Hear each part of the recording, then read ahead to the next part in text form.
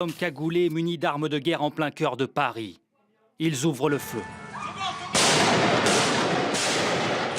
Abattent un policier et revendiquent leur acte. Puis ils regagnent cette petite voiture noire dans laquelle ils vont prendre la fuite. Quelques instants auparavant, des journalistes se réfugient sur le toit du siège de Charlie Hebdo.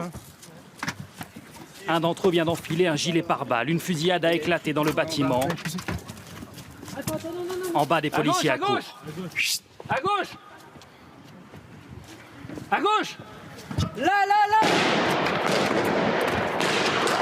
Les tirs nourris résonnent alors. En contrebas, quelqu'un crie « Allahu Akbar ». Dieu est le plus grand en arabe. Nouveau coup de feu. Puis les assaillants retournent à leur véhicule. Ils se remettent à crier. Encore ? Impossible cette fois de décrypter ce qu'ils disent. Un témoin, un commerçant, raconte la scène. On a entendu une très grosse fusillade à la fin là-bas.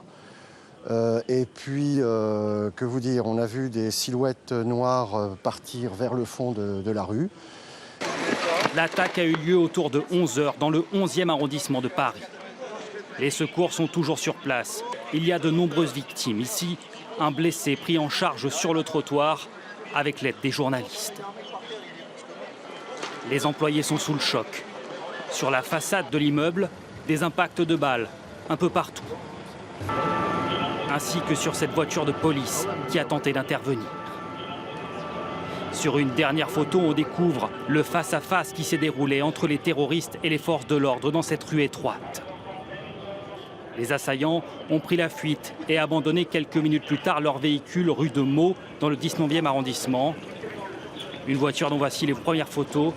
Les policiers l'inspectent à la recherche de premiers indices.